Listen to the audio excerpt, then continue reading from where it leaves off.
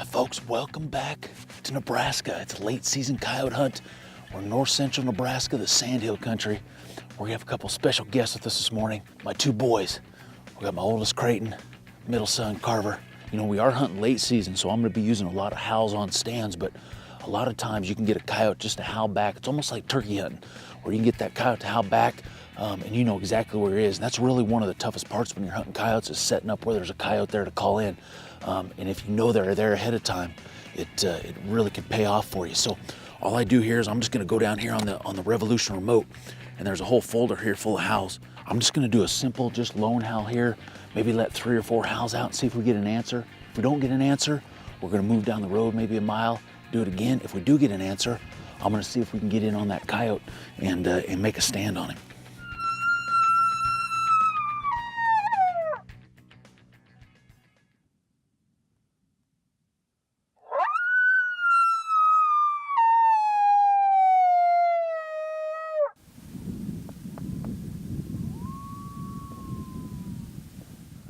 This is about an ideal situation. I hate to get the horse in front of the cart, but we have a north wind and those coyotes are actually howling on the north side of this road right up this valley.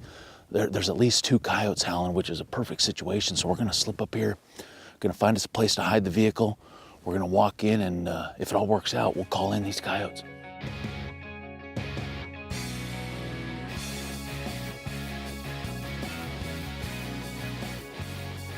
By putting the call off to the side, the coyote's focus will be basically off to our right instead of back to the left where we're gonna be sitting. And hopefully they won't pick us out as quickly and we'll get a good shot at them.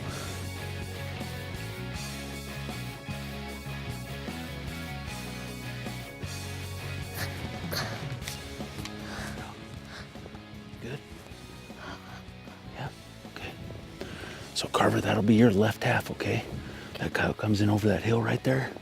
Anything in this draw, let's orientate you a little bit here this way, because it's easier for you to swing back to the left, right?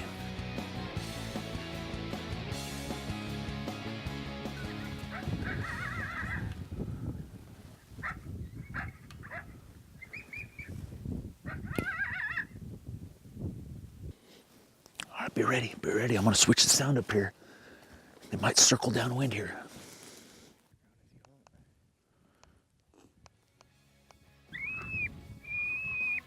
Oh, there he goes right here.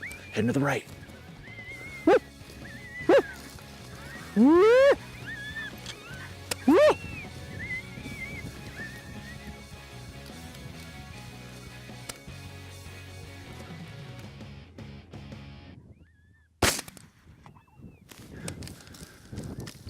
Watch him.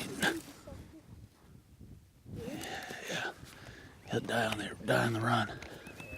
Things happen fast. We shot that coyote in about the first 2 minutes of the stand, played a series of sounds. I thought, you know, after about 14 minutes, I think we're good. If we wouldn't have had any coyotes come in, we probably would have stayed here a little longer, but let's get up and get the blood flowing.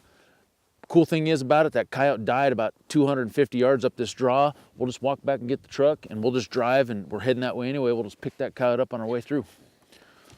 Less than a minute, we had 2 coyotes popped up on the hill, and my dad called them with some lone female howls, and so they must have saw us. So they ran over the hill, and then Dad played like a rabbit sound. One of them came running right side of the hill, crossed the trail road, popped out, stopped, and Dad shot him. You know, one of the major keys to coyote hunting is getting into your stand without the coyote knowing you're there, and ideally, you're wanting to set up as close as you can to that coyote. And on this setup, that's exactly what happened. These coyotes weren't more than probably 200 to 300 yards up this draw. And the reason I know that is because they responded really quick. Within about a minute to a minute and a half of the howls, they were right at that hilltop there at about 150 yards. So you know they couldn't have covered that much ground. So they were close. So when you're getting out of the truck, you're not slamming doors, you're not making a lot of noise, you're slipping in tight and quiet and getting in here without these coyotes knowing. If you can do that, you'll kill a lot more coyotes, I'll guarantee it. Ah, hey, there he is, boys. Let's go take a look at him. Not a very old coyote, you know, he's a good-sized male, but by the looks of his teeth, these front teeth are worn down a little bit, so he's probably you know, not this year's pup, but the year before's pup, so maybe a 1.5 to 2-year-old coyote. He was with at least one other coyote. There may have been 3 coyotes when they popped up on that hill. after that quick series of howls, and Creighton spotted them straight out. I was actually still on the remote messing around a little bit. It happened really quick. I think they were close enough when they popped that hill, they saw us. You know, coyotes have super keen eyesight. They'll catch any little bit of movement, and I think that's what happened, and they bailed back off the hill, and I switched to one of these fights, and this coyote looped back around and gave us a shot. We never did see any of the other coyotes after that, but nonetheless, just not an ideal specimen by any means, but it's a coyote in the truck. You know, the future of our sport depends on the youth, and it's one of those things, we got to get the kids out there. You got to make it interesting. You got to make it fun for them. Luckily for these boys, they've seen lots of coyotes come running to the call. They've shot a lot of coyotes, which has made it fun for them. You know, coyote hunting might not be your thing for your kids, but get them out there, shoot some squirrels, rabbits, birds, geese, whatever it may be. You know, our sport, our heritage depends on it. Get those kids out there. You know, the great thing about this revolution is the power of the remote, the transmission capabilities. On these stands where I feel like I'm kind of exposed, I don't mind walking that call out here 50, 60, 70 yards and getting it kind of out in front of us.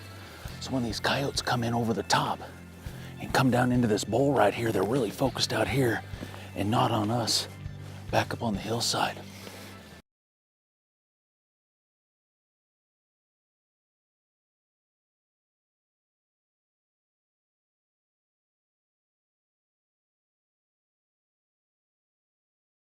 See how those deer are looking that way?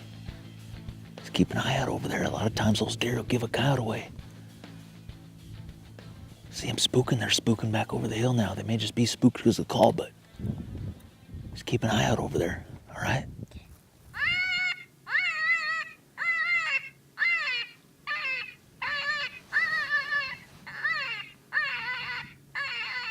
Bro, Carter, right on that skyline, right on the skyline there. Don't move. Don't move, don't move, let him come off.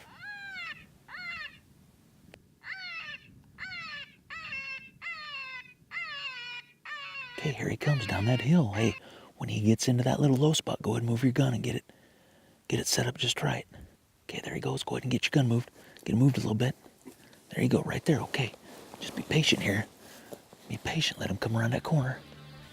You know, I think coyotes lose interest, and if for some reason that coyote didn't want to come into that sound, there's no sense in sitting there quiet for 3 or 4 minutes before I switch sounds. I'm going to roll right into that next sound. If he likes it, he's going to come. If he doesn't like that one, you know, he may be leaving, then I'll roll into the next sound 4 or 5 minutes later. All right, we've been on Lucky Pecker now for about 8 minutes. We howled to start.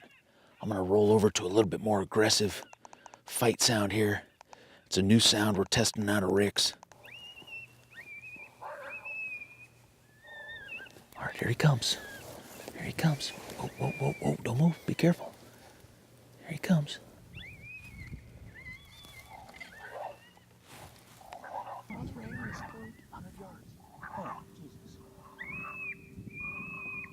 Slow, if you're good, Carver, use it slow. Nice shot.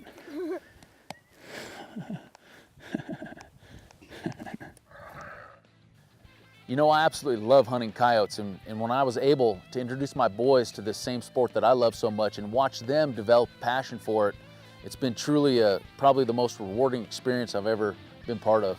Right up, hey, no, don't move, right up in the shadow.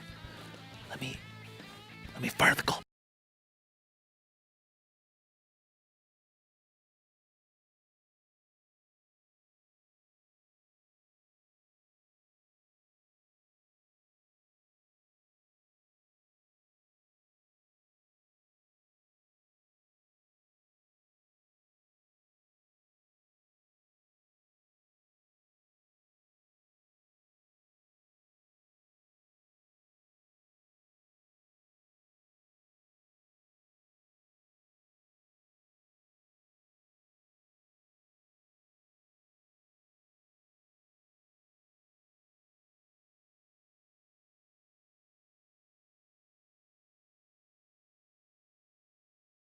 Well, we finally got them recovered, huh? We ended up getting a double on this stand. As you saw from the footage, the first one came in maybe about the 12-minute mark, something like that. Carver made a great shot on him. We were actually shutting down the stand about the 18, 19 minute mark, and it's almost dead calm. There's only about a 3-4 mile an hour wind. And I always like to sit there quiet, maybe have the call on just maybe volume 4 to 6 for those last couple minutes of the stand, just to let things wind down a little bit, let any last coyotes that's maybe making his approach show himself. And sure enough, this pretty little female shows up on the hillside about 280 yards. And all I had to do was turn the call back up, and she made a break, and she came right down the hill. And unfortunately, we had a little valuable coyote hunting lesson there, but we ended up getting it killed nonetheless. So kind of unique, this big male that came in, you don't see this very much, but his face, you know, some may look at that and think that's mange, but that's actually, this coyote's been fighting. And he he took a beat down right there from obviously another male coyote. You know, it is breeding season. These coyotes are real territorial right now. And obviously he'd been in a scuffle here recently, so he was coming to another one, and it will be his last one. Hey, what'd I tell you? If you're gonna be a good coyote hunter, Short memory. you gotta have a short memory, right? We miss coyotes all the time, but guess what? If you think about that, you're probably gonna miss another one. But if you let it fade out of your memory, you're gonna kill the next one. All right, buddy, shake it off. Let's go get some more.